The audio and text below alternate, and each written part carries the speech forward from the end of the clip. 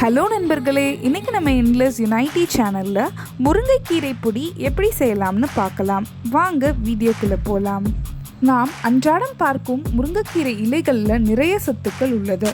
Arthritis, type 2 diabetes mellitus அதாவது சர்க்கரை நோய், டியூபர்குலோசிஸ் மற்றும் சுவாச கோளாறு நோய்கள், ஃபேட்டி லிவர் போன்ற நோய்களை குணப்படுத்த உதவுகிறது. இங்கே நாங்கள் ஒரு கட்டு முருங்கைக்கீரை இலைகளை பயன்படுத்தியிருக்கோம். இந்த இலைகளை 2-3 நாட்களுக்கு நியூஸ் பேப்பரில் சுற்றி வைத்தால் இலைகள் தானாகவே உதிர்ந்துவிடும்.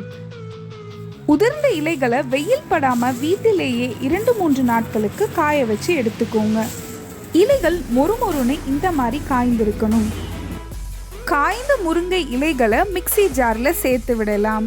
இதில் 1 ஸ்பூன் ஜீரகம், 1 ஸ்பூன் மிளகு, 3 அல்லது 4 பட்டைகளை சேர்த்துக்கலாம். இது கூடவே 1 சிட்டிகை அளவு பெருங்காயத்தூளையும் சேர்த்துக்கோங்க. முருங்கை பொடியை அரைப்பதற்கு முன்பு உப்பு சேர்க்க வேண்டாம். ஏனால் முருங்கை இலைகள் அதிகமாக இருக்கும்போது நம்மளுக்கு உப்போட அளவு சரியாக வராது.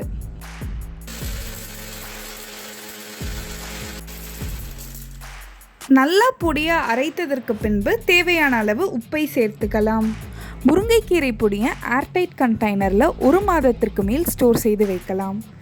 சூடான தண்ணீரில் 1 ஸ்பூன் முருங்கைக்கீரை பொடியை தினமும் காலை சாப்பிட்றதுக்கு முன் குடித்து வரும்போது மலைச்சிக்கல் குணமாகும், உடல் எடை குறையும்.